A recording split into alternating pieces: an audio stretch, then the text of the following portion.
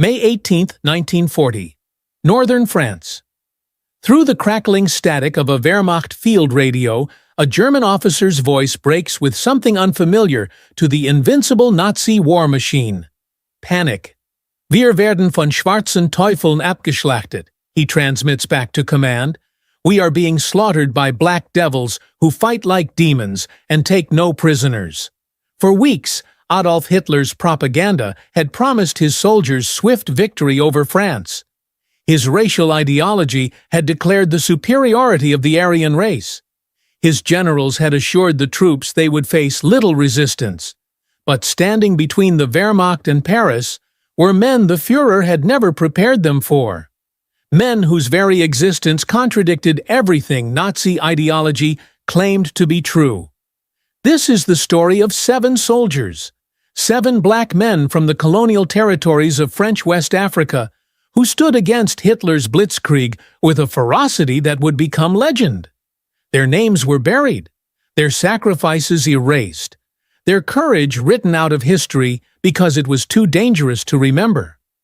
For 70 years, the world forgot them, but their story demands to be told. The French colonial empire had built its wealth on a foundation of exploitation and lies. For centuries, European powers had justified their brutal occupation of Africa with a single narrative: that black people were inferior, incapable of civilization, unfit for equality. Yet when war came, these same powers turned to Africa not for resources alone, but for warriors. France had been recruiting African soldiers since the 1850s, creating units called the Tirailleurs Sénégalais, named after Senegal, but drawn from across French West and Central Africa.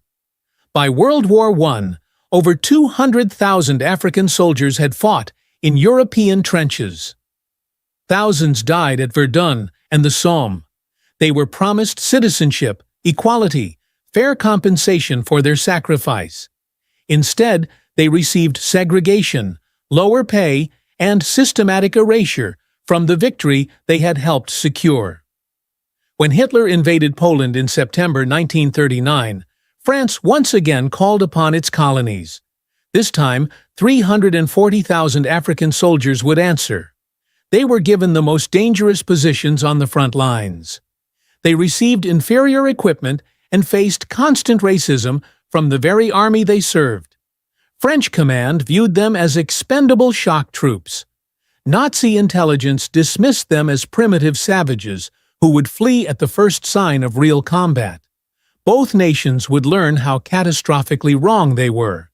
Captain Charles Nchorere from Gabon was a rarity in the colonial French army, a black career officer who had earned his rank through distinguished service in World War I.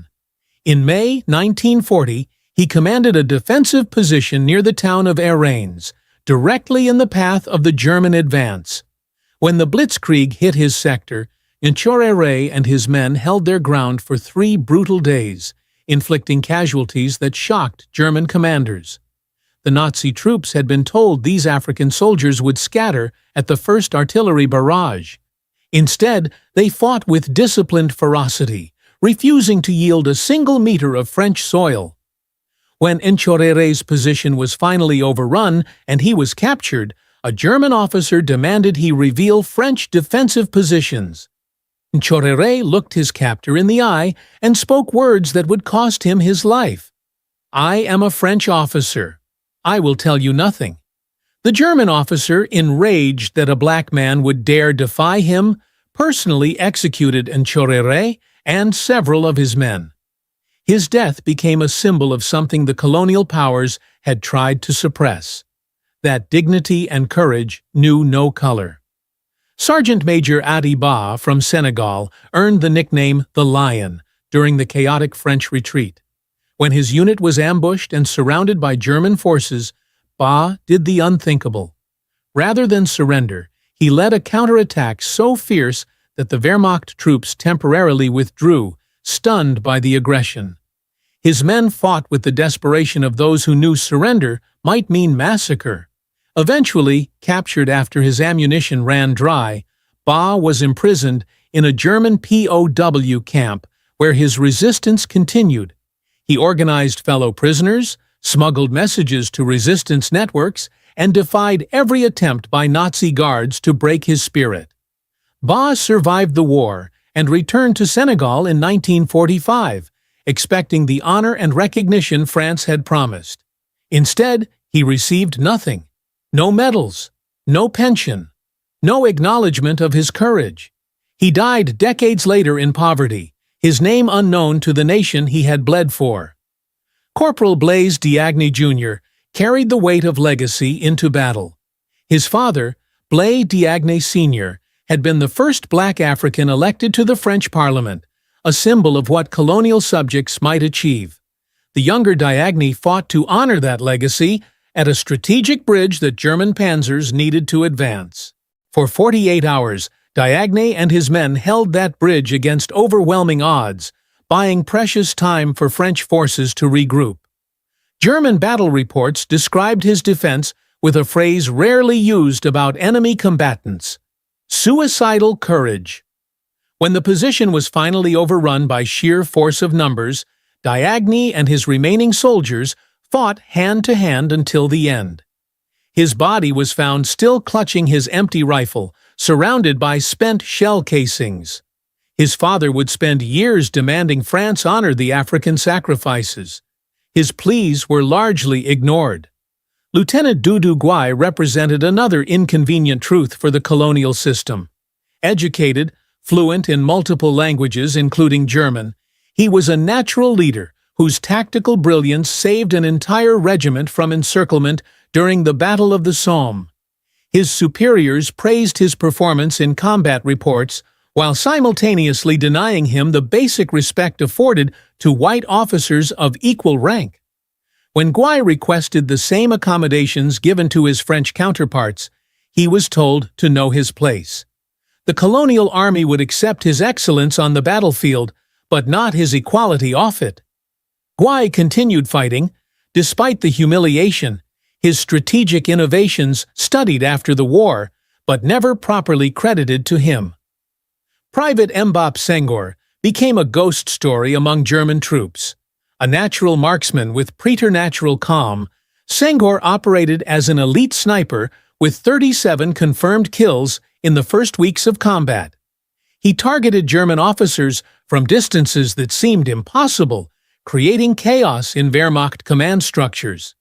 Soldiers began calling him Der Schwarze Tod, the Black Death. Units refused to advance through sectors where Senghor was rumored to be operating. The Nazis placed a bounty on his head, but he remained invisible, deadly, unstoppable. When France finally collapsed in June 1940, Senghor was captured while covering his unit's retreat. SS troops recognized him immediately and executed him in retaliation for the officers he had killed.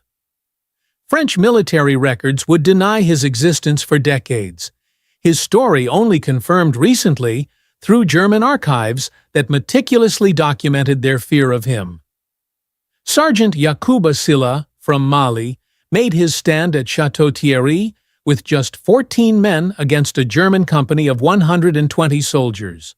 For 24 hours, they held an impossible position, inflicting over 40 casualties on the attackers. When German forces finally breached the defensive line, they found Sylla still alive despite being wounded 7 times, still fighting with a combat knife. A Wehrmacht officer, so moved by Sylla's courage, had German medics treat his wounds and later wrote in a letter home, "We had been told these Africans were cowards and savages. This man was the bravest soldier I have ever faced." Sylla survived as a prisoner of war and returned to Mali after liberation. Decades later, France awarded him a minor medal in a quiet ceremony that few noticed. Corporal Amadou Tall from Guinea survived the invasion and chose resistance over surrender. For 4 years, he operated in the shadows of occupied France, sabotaging German operations, smuggling Allied pilots to safety, and coordinating attacks on Nazi installations. The Germans never realized one of their most effective adversaries was an African colonial soldier operating under various aliases, trusted by resistance leaders, saving countless lives through his invisible war. When Paris was liberated in August 1944, Tall expected recognition for his service. Instead, French authorities attempted to deny his service record entirely, claiming that a black man could not have been that effective in the resistance. Tall spent 40 years fighting to prove what he had done, finally receiving official recognition in the 1980s, shortly before his death at age 72. His story raises a haunting question. How many others were erased completely? But the courage of these men came at a terrible price that history tried to bury. Between May and June 1940, as France collapsed, German forces committed systematic massacres of African prisoners of war. At least 3,000 surrendered African soldiers were executed, not in combat, but after laying down their arms. They were lined up and shot in fields, burned alive in barns, bayoneted in groups. German soldiers wrote letters home describing the killings.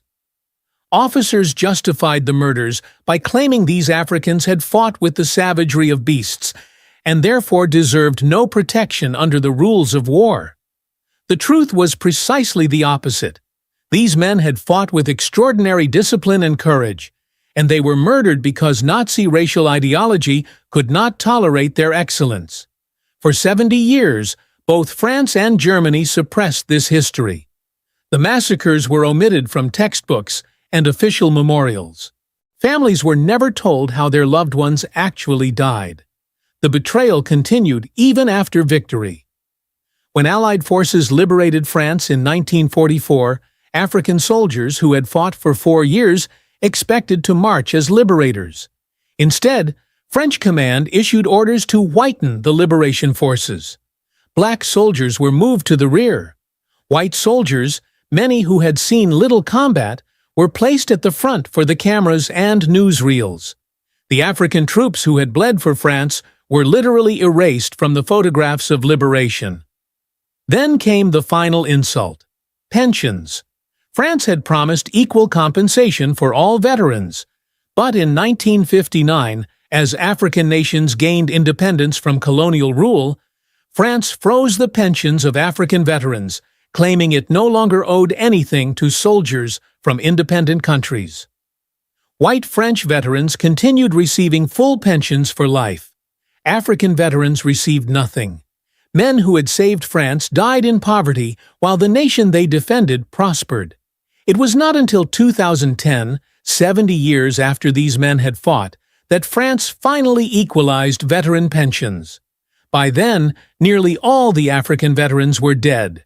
Fewer than 30 survived to see this meager justice, all in their 90s and hundreds.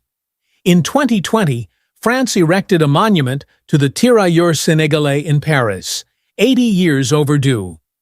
Dignitaries made speeches about honor and remembrance, while carefully avoiding the question of why it had taken so long. These 7 soldiers, and the hundreds of thousands like them, were systematically erased from history, because their courage contradicted the racist narrative that Europe needed to maintain. They were not supposed to be heroes. They were not supposed to be brilliant tacticians, fearless warriors, or men of unbreakable dignity. Their excellence threatened the entire justification for colonial oppression. So their names were forgotten, their service records lost, their sacrifices dismissed. Captain Charles Nchorere, Sergeant Major Adiba, Corporal Blaise Diagne Jr., Lieutenant Dudu Gwai, Private Mbap Senghor, Sergeant Yakuba Silla, Corporal Amadou Tal. These men terrified Hitler's troops not with savagery, but with skill, not with barbarism, but with honor. They deserve more than silence. They deserve the truth. And their story demands that we ask what other chapters of history have been erased, what other heroes have been forgotten, and what truths we still refuse to see.